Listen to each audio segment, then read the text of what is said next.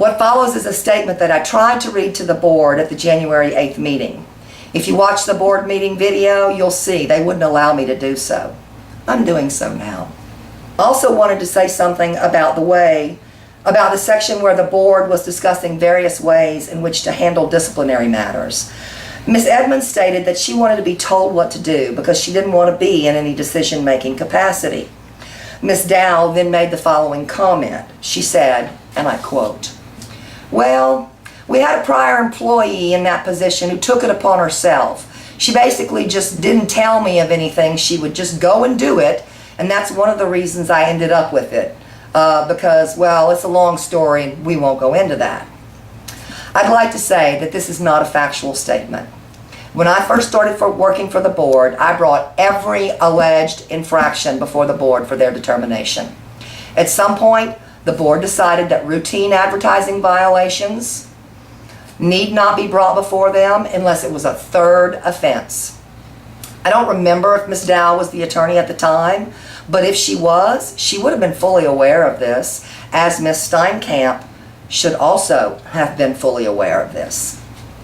I can only assume that this decision was made because the board was growing tired of having to deal with continued routine ad violations, and that they would also realize a savings in legal fees by my sending them out instead of Ms. Dow. So for Ms. Dow to say that I just took it upon myself is quite false.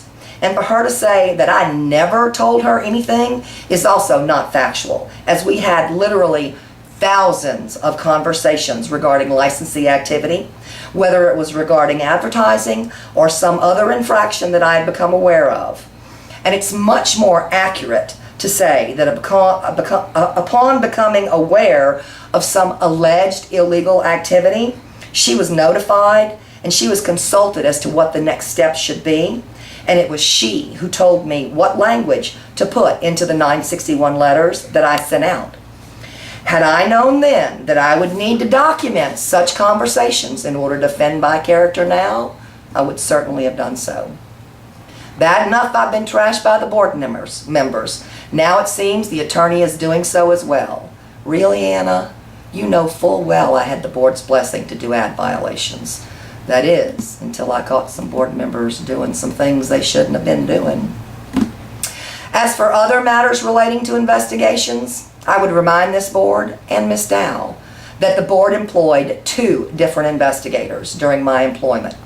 Both Mr. Shirley and then later Mr. Steele were the investigators for the board, and anything that I may have done to assist them in their investigations was done at their request and with the full knowledge of either the chairman or Ms. Dow or both. And this was the case until I happened to catch certain people doing things they weren't supposed to be doing, and I reported them for it.